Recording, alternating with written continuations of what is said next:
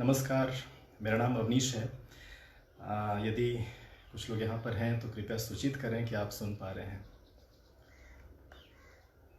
यदि कुछ लोग यहाँ पर उपस्थित हैं तो उनसे प्रार्थना है कि एक बार सूचित करें कि वो सुन पा रहे हैं। आप थोड़ा सा कुछ कमेंट या कुछ रिएक्शन डाल दें तो मेरे लिए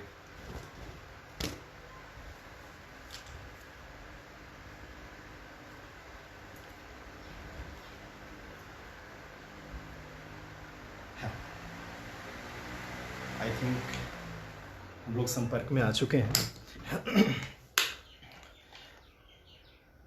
अच्छा, नमस्ते।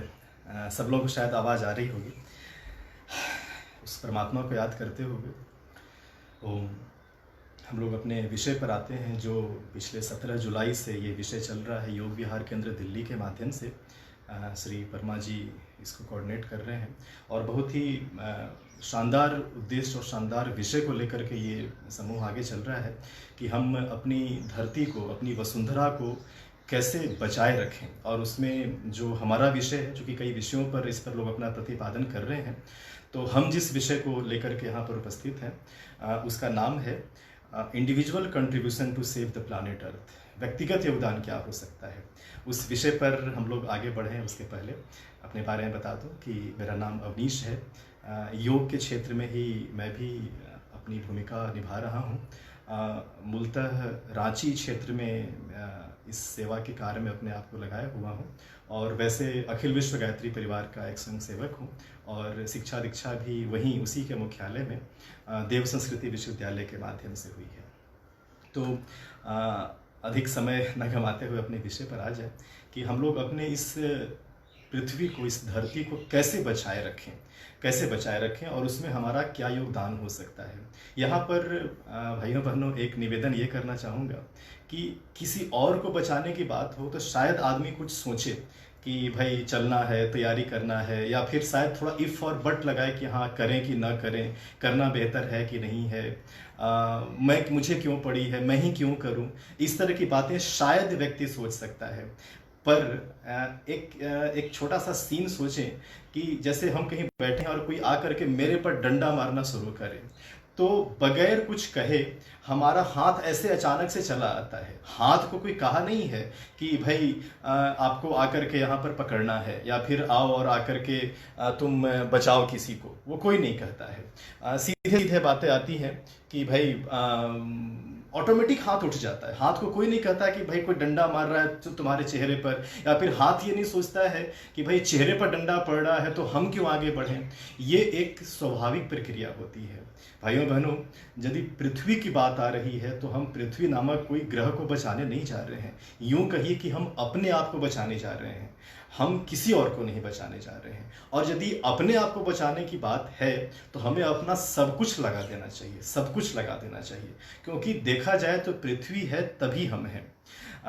मैं यहाँ पर वैसे तो समाधान परक बातों पर चर्चा करने के लिए उपस्थित हुआ हूँ, लेकिन थोड़ा सा पहले कुछ नकारात्मक चीज़ों को लेकर के चले आते हैं, या फिर यूँ समझे कि उस भयावह चीज़ों को आपके समक्ष परोसने का प्रयास करते हैं जो जिसके निदान के लिए हम लोग काम कर रहे हैं। अंधेरा कितना घना है उसको जान लें और उसके बाद में प्रकाश की तैयारी करें तो फिर बात समझ में आती है। इस पृथ्वी को बर्बाद करने के लिए क्या क्या भयावह स्थितियां हैं, क्या क्या दुश्मन पैदा हो गए हैं, इसके बारे में थोड़ा सा चिंतन कर लें और फिर हम लोग अपने समाधान पक्ष पे आते हैं। सबसे भयावह पक्ष इसमें ये आता है कि आप दिल्ली की बात करें तो अभी छठ के समय में एक सीन आया था कि पूरी की पूरी नदी में झाग आ पाया था। उसमें लोग झाग वाले नदी में वो सारी रासायनिक चीजें थी। दिल्ली की बात करें तो अरावली पर्वत श्रृंखला जो है उसके बारे में ऐसा रिपोर्ट आया है कि 25% अरावली पर्वत बिल्कुल समाप्त हो गया है। उसको माइंस वाले दबा बैठे हैं। पूरे भारत में जितने प्रदूषित शहरों की संख्या गिनी गई है उसमें से 30 प्रदूषित शहर पूरे विश्व में है, पूरे वर्ल्ड में 30 प्रदूषित शहरों के एक लिस्ट बना है। उसमें 21 शहर तो अपने भारत में है साहब, 21 शहर अपने भारत में। और एक और डेटा मुझे कहीं से मिला विकिपीडिया के माध्यम से कि पूरे भारत भर में 21 ऐसे शहर हैं, 21 की संख्या में ऐसे शहर हैं जहां का ग्राउंड वाटर अगले 6 महीने में, 6 से 7 महीने में वो करीब समझिए जीरो होने के कगार पर है। मतलब मतलब आदमी पानी पीने के लिए मजबूर हो जाएगा। ये सब भयावह स्थितियां नहीं तो और क्या है। वहीं पर देखें तो क्या बोलते हैं, वायु प्रदूषण भयंकर है। नदियों की बात करें तो ऐसा कोई नदी है नहीं है कि हम लोग जिस उसका आचमन कर सकें। हम लोग योगाभ्यास क्रम में यदि ध्यान के लिए जप तप के लिए पवित्रीकरण करते हैं, आचमन करते हैं, न्यास करते हैं, उस लायक नदी की पानी नहीं बची है। गंगा से लेकर के ताप्ती, नर्मदा, ऐसी कई नदियां जो बिल्कुल भारत की जीवन रेखा है, वो सब की सब नदियां प्रदूषित होती चली जा रही है। पीने लायक पानी नहीं बचा किसी भी नदी का। और तो और 10 से 12 लाख की आबादी सालाना मर रही है, वजह एकमात्र है प्रदूषण। और वो प्रदूषण जो हमारी प्यारी धरती को, हमारी वसुंधरा को बिल्कुल खोखला करते चली जा रही है। और यदि आंकड़ों की बात करें तो ऐसे कई सारी चीजें सामने हैं जो डरावनी स्थितियां उत्पन्न करते हैं। हम में से कई लोग यहाँ पर योग के अभ्यासी गण बैठे हुए हैं या फिर योग की शिक्षा देने वाले लोग बैठे हुए हैं जो कई सारी बीमारियों का योग के माध्यम से इलाज करते हैं। ऐसा WHO कह रहा है कि डायबिटीज से लेकर के डायबिटीज टाइप 2 हो गया, हाइपरटेंशन हो गया, ब्लड प्रेशर की बीमारियां हो गई, हार्ट के डिजीज हो गए, ब्रेन से रिलेटेड जैसे सिजोफ्रेनिया, ऐसे बहुत सारी बीमारियां हैं जिसका इनडायरेक्ट और डायरेक्ट दोनों तरीके से प्रदूषण जिम्मेवार है। मतलब एक भयावह स्थिति भाइयों बहनों हमारे सामने आ चुकी है। और तो और जो लोग 50-60 साल से ऊपर की उम्र के हैं वो याद करें तो शायद 2 साल 3 साल में या 5 साल के अंतराल पर बड़े बड़े तूफान आया करते थे जो पूरे के पूरे देश को तबाह करके चले जाते थे। आज देखिए एक तूफान आ करके शांत नहीं हुआ कि दूसरा तूफान मुंह पे आया खड़ा हुआ है। फेनी आया तो उसके बाद दूसरा आया, फिर तीसरा आया। सुनामी के बाद जो श्रृंखला चल पड़ी है, जाने कितने तूफान आ चले हैं और क्या कुछ करते चले जा रहे हैं। मतलब आज पूरे विश्व की स्थिति जो है जिस रूप में चल रही है वो ऐसा नहीं है कि आने वाले समय में जब हम लोगों के नाती पोते परपोते जन्म लेंगे तो हम लोगों को गालियां देंगे कि क्या छोड़ गए हैं हमारे लिए। आप तो हमारे लिए साहब शमशान छोड़ करके चले गए हैं। न रहने लायक, न श्वास के लिए शुद्ध हवा छोड़ गए हैं, न पीने के लिए पानी छोड़ गए हैं, न रहने लायक जमीन छोड़ गए हैं। हम लोग सच कहें तो आने वाली पीढ़ी के लिए शमशान छोड़ करके जा रहे हैं जो स्थिति है। आप देखिए अभी मैं यहाँ गांव में हूँ, गांव में जो खेत की स्थिति है, खाद पे खाद डाले जा रहे हैं, खाद पे खाद डाले जा रहे हैं। मतलब यदि 1 बीघे में आज के 15 साल पहले 2 केजी की मात्रा में यदि रासायनिक उर्वरक डालते थे और काम चल जाता था, आज वो स्थिति हो गई है कि वहां पर 10 केजी 12 केजी भी डाल रहे हैं तो वो उपज नहीं हो पा रही है जो पहले होती थी। कहाँ जा रहा है ये सब, किधर जा रहा है ये सब। हम लोग कहीं ना कहीं धरती माँ के आंचल को, धरती के कोख पर प्रहार कर रहे हैं और उसका नतीजा देख रहे हैं जो इतने सारे अपने पास में आंकड़े सामने चले आ रहे हैं। तो अच्छा, ये तो रही बात एक ग्लोबल एस्पेक्टिव में। यदि हम लोग थोड़ा सा योग के क्रम में बात करें, जो हम लोग योग के पक्ष में जाना करते हैं, सीखा करते हैं कि भाई हमारा शरीर जो है वो 5 तत्वों से बना हुआ है, क्षिति जल पावक गगन समीरा। और उसमें से पृथ्वी भी एक तत्व है जो हमारे इस शरीर के निर्माण में उसका एक बड़ा योगदान, एक बड़े अनुपात में है। और ऐसा बताया जाता है कि 12% का एक के परिमाण में, मात्रा में हमारे भीतर में पृथ्वी तत्व है। अब उस पृथ्वी तत्व, सोचिए कि यदि पृथ्वी सुरक्षित नहीं रहेगी तो जो हमारे भीतर 12% के अनुपात में है वो कैसे बात बनेगी। और कमाल की बात तो भाइयों बहनों ये है कि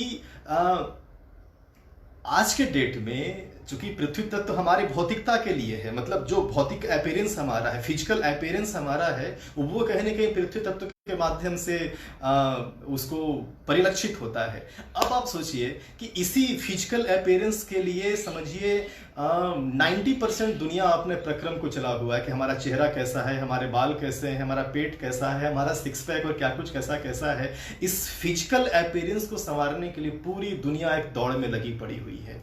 अब सोचिए कि उस फिजिकल अपीयरेंस का जो घटक है, अनिवार्य घटक है, या फिर यूं बोले कि जो उसका आधार है, यदि वो कमजोर हो जाएगा तो फिर क्या स्थिति होगी।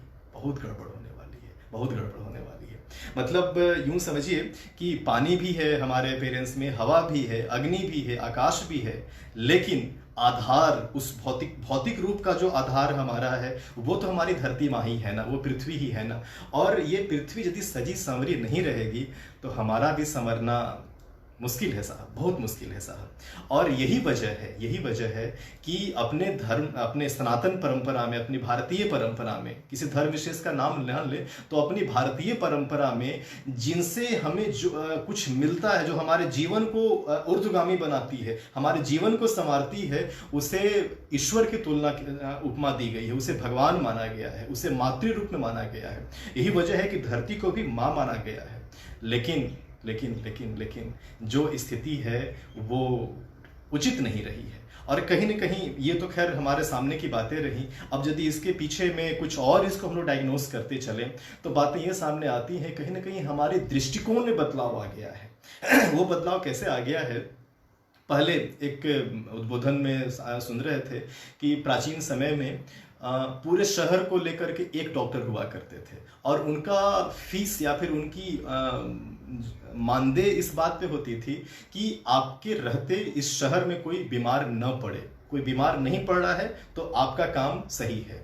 आज मामला क्या हो गया है? एक मोहल्ले में 5 डॉक्टर हैं और उन्हें इस बात के लिए पैसा मिल रहा है कि लोग बीमार पड़ेंगे तो आपका घर चलेगा, लोग तकलीफ में होंगे तो आपको फीस मिलेगा, आपका घर चलेगा। सोचिए, हमारे पैमाने बदल गए हैं, हमारे पैमाने बदल गए हैं स्वस्थ रहने के। और उसका फिर परिणाम किस रूप में सामने आ रहा है? इस रूप में सामने आ रहा है कि हम उन तमाम चीज़ों से समझौता कर बैठे हैं, या फिर यूं कहें कि उन तमाम चीज़ों का दोहन करने में लग गए हैं जिन चीज़ों के बल पे हम जीवित हैं, जिन चीज़ों के बल पे हमारा परिवार आश्रित है, जिन चीज़ों के बल पे हमारा जीवन आगे की ओर चल रहा है। ये एक वर्तमान की सच्चाई है। तो कहीं न कहीं इस चीज़ को भी हमें एक बदलना होगा कि हम उस चीज़ को किस दृष्टिकोण से ले रहे हैं। हम लोग जब योग की पढ़ाई किया करते थे, दर्शन पढ़ाए जाते थे, तो एक दर्शन आता था चार्वाक दर्शन कि यावत जीवेत सुखम जीवेत ऋणम कृत्वा घृतम पीबेत। जब तक जियो सुख से जियो, चाहे कर्ज लेकर घी क्यों न पीना पड़े। और वो दर्शन हमारा दर्शन नहीं रहा है, मतलब हमारे भारतीयता का वो एक उसका प्रतिबिंब नहीं है। भारतीयता तो ये आती है जैसे तेन तक तेन भुंजी था, ऐसा कहा गया है अपने यहाँ अपने उपनिषदों में कि भाई सब कोई है तब हम हैं, सब हैं तब हम हैं। और ये भी कोई आंकड़ों की बात नहीं है, ये तो बिल्कुल प्रत्यक्ष देखने वाली चीज है। किसी ग्रंथ का भी ये मैंने बड़े हिम्मत से मैं कह रहा हूँ कि ये पंक्ति किसी ग्रंथ का मोहताज नहीं है, बल्कि ये सत्य भी है। हम लोग ये सोचें कि हम लोग का तो आधा फेफड़ा जो है वो तो पृथ्वी पर टंगा पड़ा है, बाहर टंगा पड़ा है। हमें लगता है कि साहब हम अकेले जी लेंगे, भाड़ में जाए दुनिया, पृथ्वी स्वस्थ ना हो क्या मतलब पड़ा है? मतलब पड़ा है हमारा आधा जान वहां टंगा हुआ है। कैसे? हम जो श्वास लेते हैं उसे पेड़ पौधे ग्रहण करते हैं, और हम जो ग्रहण करते हैं उनसे ग्रहण करते जो पेड़ पौधे छोड़ते हैं। तो हो गया ना, आधा फेफड़ा तो हमारा पेड़ पे टंगा हुआ है, देखा जाए तो हमारे पास में कहाँ है। और यदि वो आधे फेफड़े को हम नुकसान पहुंचाते हैं और हम ये दावा करें कि हम स्वस्थ रह सकते हैं, संभव है क्या? नहीं संभव है, नहीं संभव है, एकदम संभव नहीं है। उसको हम इग्नोर करके कहीं नहीं बढ़ सकते हैं। लेकिन अभी की सच्चाई ये है कि हम कहीं न कहीं उन तमाम चीज़ों को इग्नोर करके अपने आप को आगे बढ़ा रहे हैं जिन चीज़ों के बल पर हम हैं, हमारा अस्तित्व है। तो अब करना क्या होगा? करना ये होगा कि हम अपने लिए खुद के लिए कुछ संकल्प कर लें। विषय भी वही है। और अपने यहाँ हम जिस विश्वविद्यालय में पढ़ाई की है वहाँ का एक नारा था कि अपना अपना करो सुधार, तभी मिटेगा भ्रष्टाचार। भ्रष्टाचार का यदि माइनस कर दें यहाँ पर इस विषय को लेकर के, यदि हम अपने भूमिका निभाना शुरू कर दें तो वो धीरे धीरे वो चेन बनते बहुत दूर तक जाएगा। जैसे एक नारा भी है कि हम बदलेंगे तो युग बदलेगा, हम सुधरेंगे तो युग सुधरेगा। आज के डेट में वही है, पर्यावरण संरक्षण के नाम पर नारे लगते हैं, इसके नाम पर गोष्ठियां होती हैं, पर है कि उस गोष्ठी के बाद में हम अपने लिए क्या संकल्प लेकर के आते हैं। अधिक नहीं, छोटे छोटे कुछ संकल्प लेकर के चलें तो बहुत बड़ा कारवां बन सकता है। हम आपको कुछ उदाहरण यहाँ पर सुनाते हैं जो वर्तमान में है। हम पिछले 100 साल 50 साल की बातें नहीं कर रहे हैं। एक व्यक्ति ने संकल्प लिया और वो संकल्प आज एक एक समझिए कि महास्वरूप, महाव्यापक स्वरूप में आ गया। जैसे बहुत दूर नहीं, कलकत्ता में एक भाई हैं, रवि शर्मा जी नाम है, GPYG के नाम से उनका एक ग्रुप है। उनने 2010 में मध्य प्रदेश में एक कार्यक्रम में संकल्प लिया कि भाई हमें वृक्षारोपण करनी है, पेड़ लगाना है। क्यों पेड़ लगाना है? तो इस धरती को बचाना है, इस धरती माँ को बचाना है। इस धरती माँ पर जो हम लोग उसको जो घायल कर रहे हैं, उसके आंचल को हम खींच रहे हैं, उस पर हम जो आघात कर रहे हैं, इस पर हमें काम करना है। संकल्प लिए। क्या संकल्प था? कि हर रविवार को हमें पेड़ लगाना है। आपको जान करके खुशी होगी, आश्चर्य भी होगा, गर्व भी होगा कि आज पिछले 31 मई को उनने 500वां सप्ताह मनाया। मतलब लगातार 500 सप्ताह से वो लगातार पेड़ लगाए जा रहे हैं, लगाए जा रहे हैं, लगाए जा रहे हैं। और कमाल की बात तो ये है भाइयों बहनों कि तकरीबन उनसे प्रेरित होकर के महाराष्ट्र के गोंदिया, चेन्नई, बड़ौदा, बैरकपुर, ऐसे कई सारे शहर हैं जिसमें लोगों ने उनसे इंस्पायर्ड होकर के संकल्प लिया और हर रविवार को पेड़ लगा रहे हैं। और हजारों क्या लाखों की संख्या में वो पेड़ लगा रहे हैं। और क्रम चल पड़ा है। किसी ने अपना 100 सप्ताह भी पूरा किया है, किसी ने 125 सप्ताह अपना पूरा किया है। क्रम चल रहा है। अच्छा, ये ऐसे लोग नहीं हैं जो बिल्कुल संन्यास ले लिए हैं, समाज के दिए हुए टुकड़ों पर पल रहे हैं, नहीं।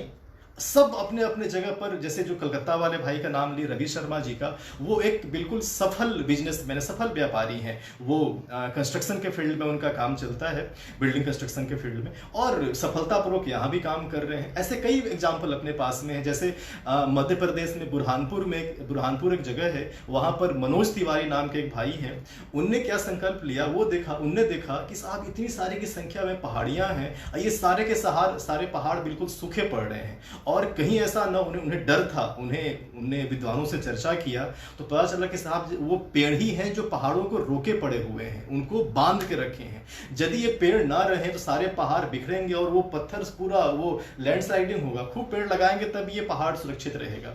आश्चर्य होगा भाइयों बहनों सुनकर के कि आज के डेट में उनने 170 की संख्या में पहाड़ पर पूरे पहाड़ को हरा कर दिया है। यदि ड्रोन इमेज लिया जाए, ऐसा उनके पास में है भी, पहले का फोटो और अभी का फोटो, बिल्कुल हरा हरा पहाड़ दिखता है। और क्या डेडिकेशन था उनका। वो भी एक सफल उद्यमी हैं, काम करते हैं, पैसे कमाते हैं, अपना घर चला रहे हैं, लेकिन उसके साथ में धरती के लिए भी, समाज के लिए भी, पर्यावरण के लिए भी चिंतन करते हैं, अपना काम कर रहे हैं। उनने क्या किया कि कुछ ऐसे लोग जो रिटायर्ड हो चुके थे, उनसे बोला कि साहब आप घर पे बैठकर जो ताश खेलेंगे या जो शाम को अपना महफिल जमाएंगे, आइए वहीं बैठते हैं, आप रहेंगे, 4 लोग और आएंगे। फिर हुआ कि उनका भोजन, तो गांव के बच्चे खेलने कूदने वहां चले आते थे और वहीं पर उनके लिए कोई रोटी ला के दे रहा है, कोई चाय ला करके दे रहा है। वो कर क्या रहे हैं? पौधा लगा रहे हैं, पौधों का सिंचन कर रहे हैं। और कमाल की बात यह है कि जितने भी पौधे इन लोगों ने लगाए उसमें से 90% से अधिक, कहीं कहीं तो 100% सफलता मिली है। मतलब ये नहीं था कि बस पेड़ लगाए और नमस्ते हो लिए, फोटो खिंचा लिए, फेसबुक पे अपलोड कर दिए, भारत सरकार को दिखा दिए, किसी एनजीओ को दिखा दिए और नमस्ते हो लिए। 90% से लेकर के 100% का आंकड़ा है कि सारे के सारे पेड़ अभी सुरक्षित हैं। ये तो रहा वृक्षारोपण की बात। उसके अलावा एक क्रम बना कि हम लोग पूर्वजों के स्मृतियों में बड़ा बड़ा लोग क्या क्या बनाते हैं। हुआ क्यों ना स्मृति उपवन बनाया जाए, अपने पूर्वजों के स्मृति में कुछ छोटे छोटे पार्क बनाए जाए जिसमें एक्यूप्रेशर का पथ हो, तो जहाँ पर दुर्लभ जड़ी बूटियाँ भी हों, जहाँ पर कुछ पेय भी उस तरह का मिल सके। और वो करके स्मृति उपवन आज के डेट में हरिद्वार में देव संस्कृति विश्वविद्यालय में तो पायलट प्रोजेक्ट पर वहाँ पर है। इसके अलावा बनारस में, सेंधवा में, ऐसे कई जगह पर है। मुंबई की बात करें तो वहां पर अभी 2021 का प्रायोजित था, 1 साल के लिए और बढ़ गया है कोविड-19 के चलते। वहां पर लोग अश्वमेध यज्ञ करने जा रहे हैं और उसके निमित्त वृक्षारोपण क्रम चल पड़ा है। कुछ लोग मिलकर के संकल्प लिए, आज कारवां बन पड़ा। इसी कारवां में एक बड़ा नाम है, नेपाल के एक भाई हैं डॉक्टर राजू अधिकारी सर इसलिए बोल रहे हैं कि उनने मुझे पढ़ाया है। और उनने संकल्प लिया वहां की नदी, बागमती नदी को स्वच्छ करने का, और लग पड़े कि भाई करना है। वो भी योग के आचार्य हैं और योग के फील्ड में एक अच्छा खासा नाम उनका है, नेपाल के डॉक्टर राजू अधिकारी जी। लग पड़े और लगते लगते लगते लगते नदी को स्वच्छ करने की दिशा में इतने आगे बढ़े कि एक समय ऐसा आया कि वहाँ की पूरी सेना, वहाँ के प्राइम मिनिस्टर, वहाँ के प्रेसिडेंट सब मिल करके स्वच्छता में लग गए। करना क्या था? सप्ताह में 1 दिन जमा होते थे, नदी के सामने जितने भी कचड़े थे, पॉलिथीन थे और भी जो चीजें थे, उसको वहां से हटा करके नदी की प्रवाह को अविरल करना शुरू कर दिए। और ऐसा है कि यदि नदी का प्रवाह अविरल रहेगा तो वो फिर उससे छेड़छाड़ हम न करें तो वो राष्ट्र की जीवन रेखा बन जाती है। आज देखिए जबरदस्त काम उनका हुआ है। ऐसे कई लोग हैं। जमशेदपुर के संतोष राय जी इस फील्ड में काम किए, बहुत सारी उपलब्धियां उनके सामने आई। मतलब ये सारे उदाहरण इसलिए आपके समक्ष रख रहे थे भाइयों बहनों कि एक अकेले के संकल्प से ही बहुत कुछ हो सकता है। एक अकेले का संकल्प से यहीं पर, अच्छा ये तो चलिए बातें समझ में आती है, जब चर्चा होता है तो होता है कि हाँ सब हमें भी कुछ करना चाहिए, लेकिन इसकी गति बनी रहे इसमें सबसे स्ट्रांग कोई चीज है तो वो है शिक्षा, एजुकेशन। ये बातें दिमाग में आए तो हम उसका महत्व जाने तो कि हाँ साहब ये कितना इंपॉर्टेंट है। और ये इंपॉर्टेंस तब समझ में आता है जब हमारे सामने इसकी शिक्षा आए।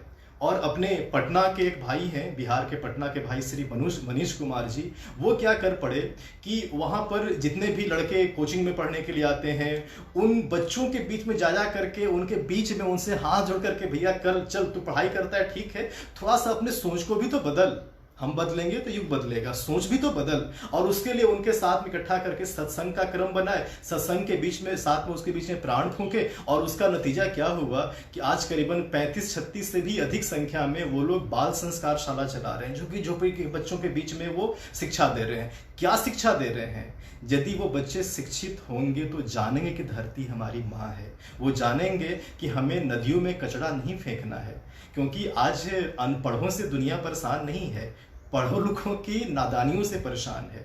गाड़ी में चल रहे हैं, कोल्ड ड्रिंक पिया, बोतल रोड पे, फ्रूटी पिया, बोतल रैक पे, कुरकुरे कुछ नमकीन स्नैक्स खाए, उसका ये आदत में हमारी है साहब कि भाई कचरा कहीं भी करो। शिक्षा व्यवस्था यदि हमारी सही रहे, ये हमारे खून में आ जाए, जीन में आ जाए कि हमें साहब इस वसुधा को बचाए रखने के लिए हमारे छोटे छोटे स्टेप बहुत काम करेंगे तो कमाल हो जाए। लोगों ने मिल करके कुछ क्या बोलते हैं, दैनिक जीवन में हम कुछ क्या कर सकते हैं, और वो संकल्प ही आगे बढ़ करके बड़े रूप में चलता है। जैसे फॉर एग्जाम्पल अपनी भूमिका छोटे स्तर पर हम लोग ब्रश किया करते हैं, पेस्ट लगाए, नल खोले और फिर चालू है, यहाँ पर नल खुला है और अपना किए जा रहे हैं, नल बंद कर दिया कीजिए। शेविंग कर रहे हैं, उसमें भी बार बार नल खोले, उसको धोते हैं फिर लगाते हैं। आप मग में पानी ले लीजिए, क्या जाता है उसमें? कुछ नहीं जाता है। महिलाएं हैं, किचन में काम करते हैं, सब्जी धो रहे हैं, पानी वेस्ट हो जा रहा है। यदि एक बड़ा सा 150-200 रुपये का कंटेनर आता है, बड़ा सा प्लास्टिक का, यदि वो ले लेते हैं, कंटेनर ले लेते हैं, आप चावल धो रहे हैं, दाल धोते हैं, सब्जी धोते हैं, उसकी पानी उसमें डाल दीजिए और उसी पानी को आप घर में गमले में पटाइए, तो क्या दिक्कत है? ऐसे कई सारे कुछ एक्सपेरिमेंट सामने आए हैं कि जो वॉशरूम में ये होता फ्लश होता है, उस फ्लश के ऊपर में ही बेसिन डाल दिए कि उसका पानी फ्लश में और फ्लश से वो जा रहा है अपने टॉयलेट में, ताकि उसकी दोनों काम चलता रहे। मतलब हमें क्या है, हम अपने स्तर पे कितना बचत कर सकते हैं, हम कितना इसको रोक सकते हैं, ये चीज डिफाइन करता है बचत के लिए। क्योंकि देखिए गांधी जी एक बात कहा करते थे कि हम आपके यहाँ आकर के झाड़ू लगा रहे हैं, वो ऐसे किया करते थे, समय समय पर स्वच्छता अभियान चलाया करते थे। वो ये कहा करते थे कि साहब आप ये मत समझना कि हम झाड़ू वाले हैं, हम सफाई कर्मी के रूप में आए हैं, नहीं, हम यहाँ पर इसलिए आए हैं कि आपको स्वच्छता का महत्व समझा सके कि कितना जरूरी है। और इसलिए हम झाड़ू लेकर के आपके बीच में आए कि चलो आप भी झाड़ू दो, हम भी देते हैं, मिलकर कारवां चले, ताकि आपकी आदत में आ जाए कि गंदगी गलत है, स्वच्छता बहुत सही है। वैसे ही हमें इन छोटे छोटे चीजों के साथ में अपने आप को कनेक्ट करना पड़ेगा, घर के बच्चों को इससे कनेक्ट करना पड़ेगा। जैसे अक्सर हाँ लोग इस बड़े शहरों में क्या होता है कि अरे कौन मेट्रो में जाए भाई, कौन बस में थका है, चलो अपना ही 4 व्हीलर निकालते हैं। थोड़ा सा कष्ट होगा, लेकिन कम से कम अपने शहर के लिए थोड़ा तो धुआं आप कम किए। हम खूब इस पर गाना गाते हैं कि साहब PM 2.5 का ये असर हो गया है, वैसे असर हो गया है, और फिर हम ही गाड़ी स्टार्ट करके हुर हुर हुर हुर करते रहते हैं। अपना तो कंट्रीब्यूशन देखें कि भाई चलो थोड़ा तो हम तो बचाए, पब्लिक व्हीकल का यूज किया जाए। शादियों में देखिए, हम अभी ग्रामीण क्षेत्र में हैं, अभी वैसे तो खैर लॉकडाउन है, लेकिन फिर भी शादियां हुई यहाँ पर, और अभी हम खेतों में निकलते हैं तो थर्मोकोल के प्लास्टिक से पूरा खेत पटा हुआ दिखता है, छोटे छोटे नदियां हैं, या नाले हैं जिससे कि सिंचाई का काम हुआ करता है, वहां पर तैरते रहता है पॉलिथीन का वो पत्तल या थर्मोकोल का वो पत्तल। अभी कुछ समय पहले मनरेगा के तहत गांव में तालाब की खुदाई हो रही थी, तो वहां पर क्या सामने आया कि जब जैसे ही थोड़ा देर वो खुदाई हुआ तो नीचे पूरा इतना मोटा लेयर केवल था प्लास्टिक का। अब सोचिए कि जो सॉइल इरोजन होता है, जो जमीन में बैक्टीरिया होते हैं, जो जमीन की उर्वरा शक्ति के लिए काम किया करते हैं, हम उसके पीछे में क्या कर दिए कि लेमिनेशन डाल दिए कि वो ऐसे ही समाप्त हो जाए। बोलिए कितना गड़बड़ है। हमें संकल्प लेना हो कि साहब हमारे घर में कोई पार्टी हो तो हम प्लास्टिक के बर्तन में खाना पीने का जो थर्मोकोल या उससे चीज़ें हैं उसको हमें अवॉइड करेंगे, हम अवॉइड करेंगे। बाकी आप करें ना करें भैया आपकी मर्जी है, मेरे लिए संकल्प आप करते हैं ठीक है, अच्छी बात है, हम आपसे आग्रह करेंगे लेकिन हम विशेष ये नहीं करेंगे। ऐसे यदि कर लें तो फिर देखिए क्या होता है। अभी गांव में कचरा जलाने की भी होती है, शहरों में लोग किया करते हैं, कुछ नहीं दिख रहा है, नगर पालिका वाले नहीं आ रहे हैं, कहीं पर करके जमा कर दिए। हम गांव में क्या एक परंपरा चलती है कि 2 बाल्टियां होती हैं कचड़े के लिए, एक किसके लिए है तो जानवर के लिए, एक क्या है जो जानवर के लिए नहीं है। तो ऑटोमेटिक सूखा कचरा और गीला कचरा अलग अलग हो गया, दोनों कचरा अलग अलग हो गया। अब हो गया निपटारा। शहरों में भी ये क्रम इसका बनाया है हम कि सूखा कचरा अलग और गीला कचरा हम अलग रखें, फिर बात बननी शुरू हो जाती है। इसके अलावा जैसे हम लोग जन्मदिन मनाते हैं, खूब बड़े बड़े पार्टी करते हैं, या फिर और भी विवाह दिन है, जन्मदिन है, कुछ और है, हम उसमें क्रम रख लें कि हम हर जन्मदिन पर एक पेड़ लगा लें, विवाह दिन के उपलक्ष्य में एक पेड़ लगा लें। और ये इतना इमोशनल काम है कि जैसे आप मान लें सपोज छोटे बच्चे हैं और आप कहीं बाद में पढ़ने के लिए बाहर गए और आप आए लौट करके बीच में, तो आपको सबसे अधिक कोई वेलकम करेगा तो अपनी बाहें लहरा करके, सखाओं के रूप में अपनी बाहें लहरा करके वो वृक्ष हमारा वेलकम करते चलेगा कि भाई देखो। घर में सपोज किसी की मौत हो गई तो उसमें लोग खूब बड़े बड़े, खास करके इधर जहाँ बिहार वाले इलाके में श्राद्ध भोज चलता है और खूब लोग खर्च करते हैं। मतलब ये एक स्टेटस सिंबल हो जाता है कि साहब फलाने के यहाँ पर कार्यक्रम था तो 10 तरह की मिठाई बनी। यदि मान लें कि एक मिठाई की कीमत एवरेज 10 रुपया है, बिल्कुल कॉस्टिंग क्या बोलते हैं लागत मूल्य यदि 10 रुपया पड़ता है, 10 रुपये में देखा जाए तो एक प्लांट आ सकता है। हम लगे हाथ जितने भी व्यक्ति वहां पर खाने के लिए आए, वैसे तो खैर ये प्रथा सही है गलत है वो एक अलग विषय है, लेकिन यदि उसमें है उसमें एक क्रांतिकारी कदम उठा सकते हैं कि आने वाले लोगों को पौधा हम गिफ्ट कर देंगे, भैया मेरे पिताजी या मेरे दादाजी की डेथ हो गई थी, उनके एवज में एक पेड़ आपके लिए हम भी लगा रहे हैं, आप भी लगा दीजिए। और इसका इतना सुखद परिणाम आता है कि मत कहिए। आपको खुद से लगे कि हाँ ये पेड़ कब लगाए थे, तो जब मेरे दादाजी का देहांत हुआ था। ये पेड़ कब लगाए थे, जब हम 11 साल के हुए थे। ये पेड़ कब लगाए थे, जब मेरे पिताजी माताजी का 34वां विवाह दिन था।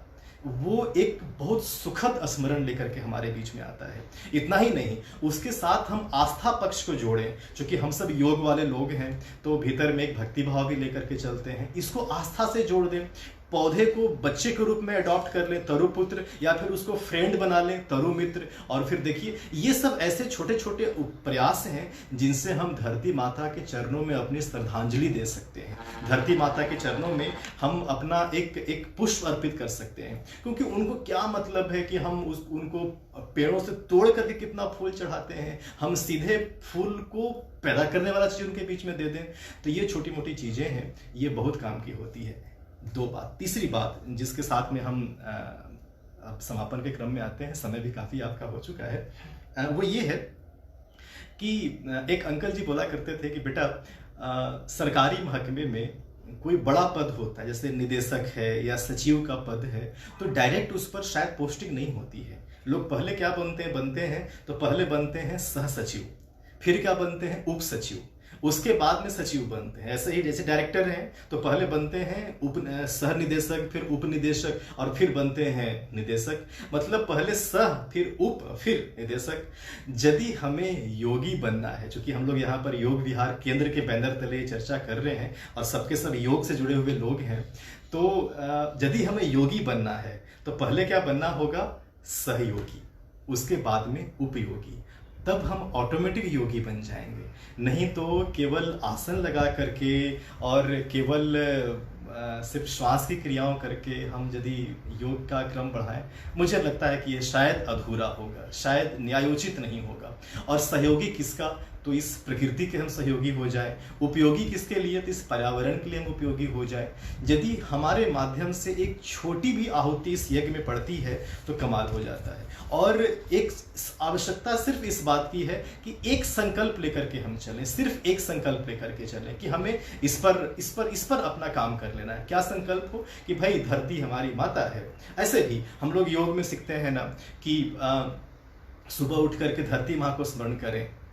समुद्र वसने देवी पर्वत स्तन मंडले विष्णु पस्ते नभ्युम पाद स्पर्शमश्रु में। जिस धरती माँ पर पैर रखने के पहले हम उनसे क्षमा याचना करते हैं, उस माँ को हम कौन सी श्रद्धांजलि दे रहे हैं, हम कौन सी पुष्पांजलि दे रहे हैं? तो पुष्पांजलि यही हो सकती है, अपनी उपयोगिता साबित करके। क्योंकि हमें योगी बनना है तो पहले उपयोगी, सहयोगी, ये दोनों क्रम के साथ में अपने आप को आगे बढ़ाए चलना होगा। और लोगों ने संकल्प लिया, आगे बढ़ा, अकेले चला और कारवां बनते चला गया। एक लाइन है ना कि हम तो अकेला ही चले मंजिले साहिब, चलता चला गया और कारवां बन गया।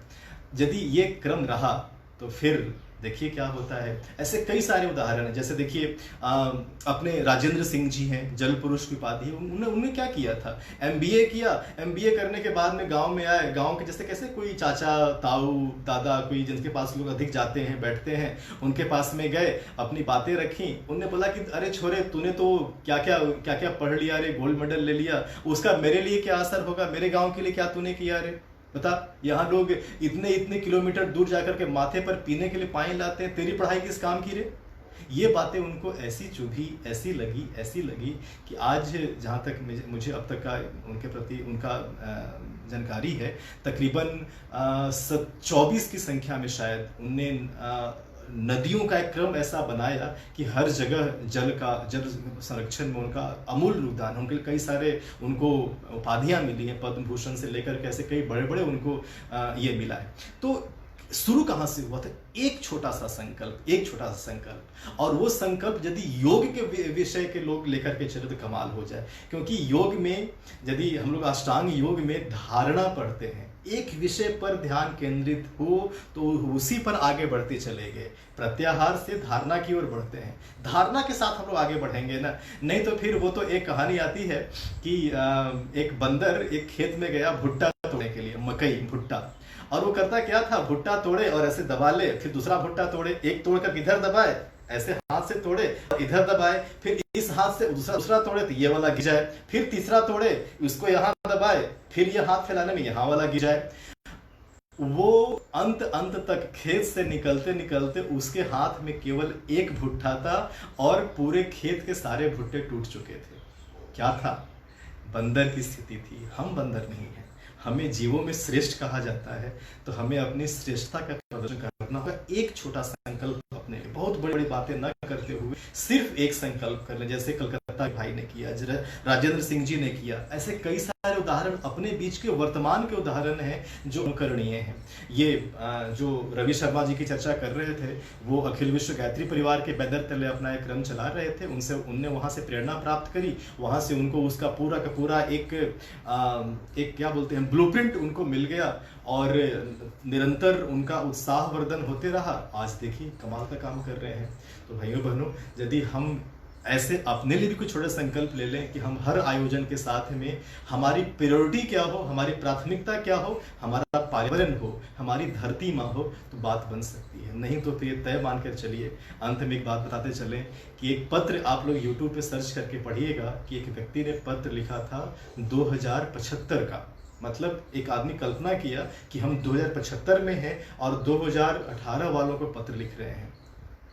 वो पत्र इतना दर्दनाक है, उसने ये रो करके कह रहा है कि हमारे पास हम किट लगाते हैं श्वास लेने के लिए, हमें पानी पीने के लिए कैप्सूल्स मिलते हैं ताकि हमारा ये पानी का सप्लाई पूरा भीतर के लिए हो सके। यदि हम ये चाहते हैं कि हमारे आने वाली पीढ़ी हमें गाली न दे, तो हमें अपने लिए कोई एक संकल्प लेना होगा, कोई एक संकल्प। और आप क्या संकल्प लें ये आपके ऊपर में है, लेकिन कोई एक संकल्प लेना होगा इस बात के लिए कि हमें अपनी धरती माँ को संरक्षित करना है।